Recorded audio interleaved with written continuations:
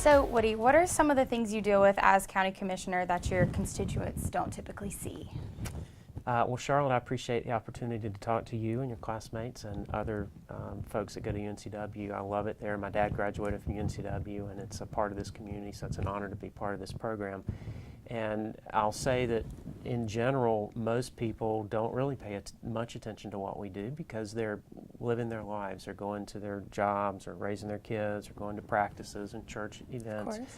And so what they need to know is basically we have a core mission. We fund the Sheriff's Department. Public safety is really the most important thing that we do, keeping a community safe and giving the sheriff the resources he needs to keep us safe. There's just no higher purpose in local government.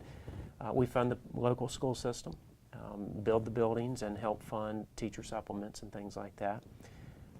We interact and manage the federal and state dollars for the Social Services Department. And we do a myriad of other things, but those are really the core functions that we have as a county government. And our job is to oversee the budget associated with that, which this year is about $302 million. Wow. For 217,000 citizens. Okay. You know, not everybody utilizes government services. Some utilize them more than others, but that's the budget that we have this year. Do you have like a favorite part that you particularly like to?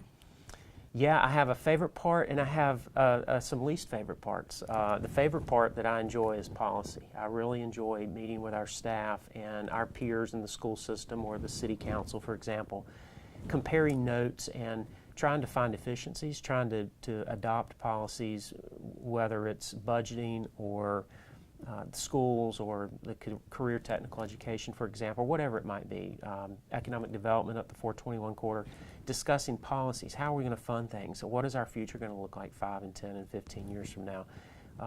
I pretty much grew up here. My dad went to UNCW, as I mentioned, and we moved away when I was 6 to Bladen County, about 50 miles from here. And so I remember when this road right here, Eastwood Road, was 2 lanes, and there were all trees here, and there was a flashing stoplight. And I remember going to the beach, my folks taking me to the beach every weekend we could. There was just nobody out here. And so I've watched this community develop and grow and thrive, really, is the right word. And it's going to keep doing that. And so my favorite part is really helping mold that for the future to make sure that we do the best we can with the resources we have. That's very exciting.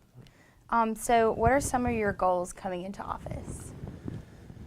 Well, 4 years ago when I ran, my goals were to keep a watchful eye on every tax dollar and restore honor and dignity to the board. It's very important to me in the way I live my life and the way I run my business that I keep promises. I keep promises to my family, I keep promises to my clients, and it was extremely important to me to keep promises to the voters that elected me, and I've done that. For 2 years that I was chairman, we didn't raise taxes. Our savings account went up, our bond rating went up.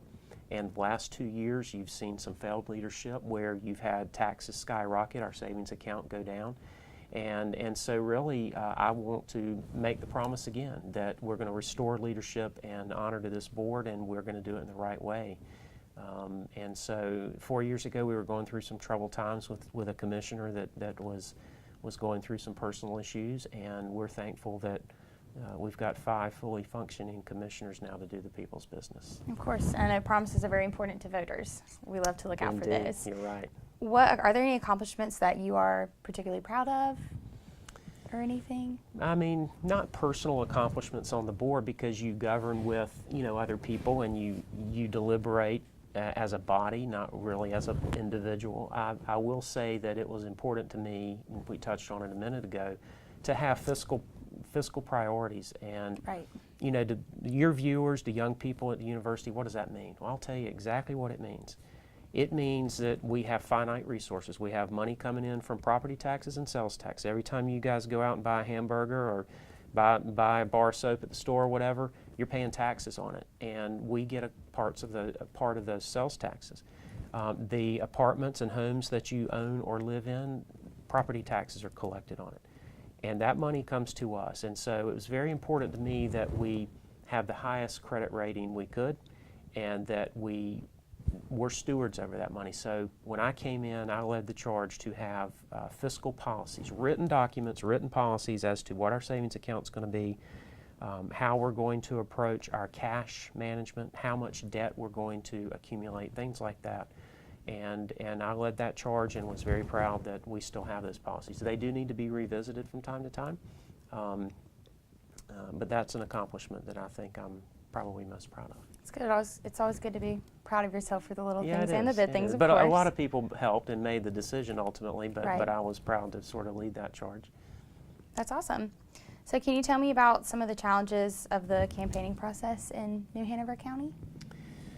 The challenges of the campaign process are just, meeting new people, letting them know what you stand for. Part of that is accomplished by fundraising, and, you get criticized if you don't raise money because they say, well, you're not out there in the community. And then when you do raise money, you get criticized by some for raising too much. Right, And of so, course. you strike a balance, but you have to raise money to put your message on television, put your message on the radio, and reach the voters. And so, this year is a presidential year. There are folks running for president, governor, U.S. Senate, all the way down the ballot. So there's extreme interest. There'll be a lot of voter turnout compared to prior years or off years. And so the real challenge is how do you penetrate that, that saturation, and A. And B, how do you keep people's attention? Because Right, if of they're course. anything like me at this point, they're sick and tired of watching the news and hearing about all the bickering, the back and forth with the candidates. Let's just get it over already. And Of so as a course. candidate, it's tough to penetrate that and say, hey, don't forget about us on the down ballot. What's too much? What's not Yeah, enough? Gotta find exactly. a happy medium. Do you That's have any? right. Do you ever see any challenges with students or anything? I remember being a student. I was a young person too, and I was always very active. But none of my friends were. My friends didn't vote. They didn't really take an interest in what was happening around them. And I think that trend over time has gotten a little better with young people, but not a lot. And I think what happens is something sparks a young person's interest, whether it's a professor or whether it's a candidacy for somebody, one particular candidate, an issue. I don't know what it is, but it's important for young people to be part of the process because an 18-year-old's vote is just as important and just as valuable as a 70-year-old's vote and everybody in between. And so if you don't exercise that right, it's not like it's like not using a coupon at the grocery store. I mean, why course. wouldn't you exercise Yeah. that right? If you got it, use it. Yeah, of That's course. kind of how I look at it. I know we love seeing those who are running in this year's election and even other elections. We like to see them out and Yeah. doing stuff, especially getting involved with students. That's a lot of fun. I love coming out there to the university. Every invitation I get from anyone, I always try to accept. And I That's think I always awesome. do accept. And sometimes there'll be 3 kids in a classroom, and I've been out there with hundreds of people. So I love coming out there. It's important to push it out there. Yeah, indeed. Do you think that the voter ID law conversation will affect voter turnout this year? I don't think it'll affect it. I mean, people that are going to vote are going to vote. That law was passed at the statewide level. I think it was the right law. I'm disappointed that it was overturned. But in this day and age with technology the way it is, there should be a basic expectation that when you're exercising the most fundamental of rights we have as American citizens, you ought to be able to prove who you are. It's pretty simple. Mm-hmm. And it's disappointing that it was overturned. But regardless, I don't think it's going to affect who's going to show up to vote. People are going to be motivated or not motivated, as the case may be, and they're going to show up or they're not. Of course. Well, we We obviously hope they that do. they all show Yeah, up. Indeed, Voting is very absolutely. important. Agreed. Are there any changes that you'd like to see in New Hanover County? I think I'd like to see the changes in leadership. I think I'd like to see Patricia Cusack elected with me. She presents an incredible business background and financial acumen that we need on that board. And the leadership opportunities really are going to dictate the next few years of our county. Are we going to have higher taxes and spend more money, or are we going to be more fiscally disciplined and plan better for our future? So I think that's important. That is very important.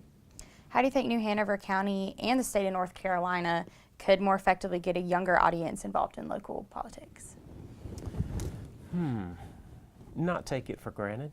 Accept every invitation they're asked Right. to go out and talk to young people, whether it's at community colleges or universities or high schools, because a lot of times high school kids, they're 16, 17, they're just on the cusp of being able to vote and starting to take a little more interest. And so I always encourage other candidates or people that are trying to get involved to, go out. If somebody asks you to come speak to a poli-sci class or an English class or history, go out there, go meet kids. And return young people's phone calls and emails when they email you, and I always do that. And so, it's a group of people. They need to be educated on why it's important to vote, and they need to know that their elected officials are responsive to them. And that's really important. Is there anything that you've done in the past that you like doing with Relative students or school? To students, I love going out there. I say going out there, but I notice I didn't say going out there and giving speeches. I'll go out there and talk and things, but I love going to roundtables. I remember one a couple of years ago with some of your professors and students at like a graduate school where we were just all around a big table and we were talking about land use planning and manufacturing and industrial recruitment and whether that's good or bad and how that affects our air and water quality.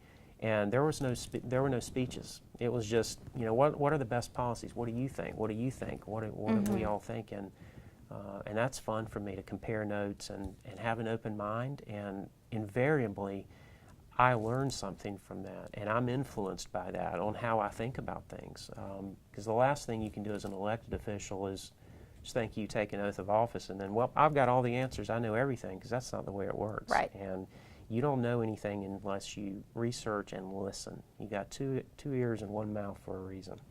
And I know students also learn from you whenever you and other officials come out and speak to them and give speeches or talk at roundtables, like you said. Yeah, but I learn a lot too. I think they probably do. They'll learn something from this interview about what we do and what our mission is. But I always learn a lot from the young people and the professors too. Because we are the future. Yeah, no doubt about that. You are, and that's why it's important to be involved. Of course. Well, thank you so much for You're welcome. letting us Thanks chat for with you having today. me. I It's been a enjoyed pleasure. meeting you. Indeed. Thank you for having me. Thank you very much.